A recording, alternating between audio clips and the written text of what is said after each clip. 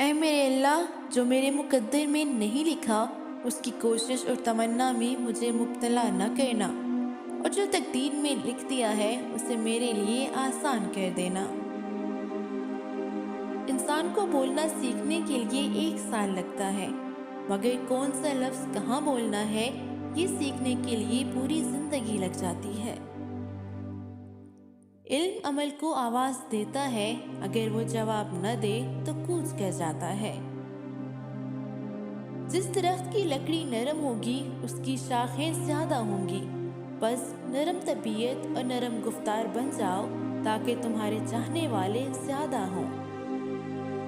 دنیا داروں پر اپنے دکھ مت ظاہر کرو کہ یہ وہاں چوٹ ضرور لگاتے ہیں جہاں پہلے سے زخم ہوتا ہے۔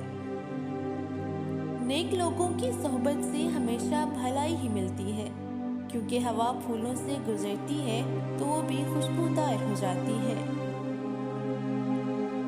لوگوں کے لیے آپ تب تک اچھے ہو جب تک آپ ان کی امیدوں کو پورا کرو، اور تمہارے لیے سبھی لوگ اچھے ہیں جب تک آپ ان سے کوئی امید نہ رکھو۔ اگر کچھ سیکھنا چاہتے ہو تو خلوص نیت شرط ہے، کیونکہ سچا مرید جھوٹے مرشد سے بھی کچھ پا لیتا ہے، لیکن جھوٹا مرید سچے مرشد سے بھی کچھ نہیں پاتا۔ باپ کی موجودگی سورج کی مانند ہوتی ہے۔ سورج گرم تو ضرور ہوتا ہے، مگر سورج نہ ہو تو اندھیرا چھا جاتا ہے۔ برا وقت وہ شفاف آئینہ ہے جو بہت سے چہرے واضح کر دیتا ہے۔ محبوب ہر حال میں حسین ہوتا ہے، کیونکہ حسن تو دیکھنے والے کا انداز نظر ہے۔ دوست ہو یا پرندہ دونوں کو آزاد چھوڑ دو، لوٹ آیا تو تمہارا، نہ لوٹ کے آیا تو تمہارا کبھی تھا ہی نہیں۔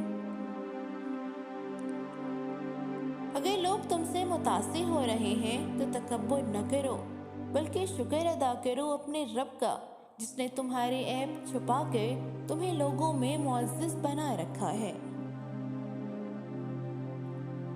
تبدیلی کے بغیر ترقی ناممکن ہے، اور جو لوگ خود اپنی سوچ تبدیل نہیں کر سکتے وہ کوئی تبدیلی نہیں لا سکتے۔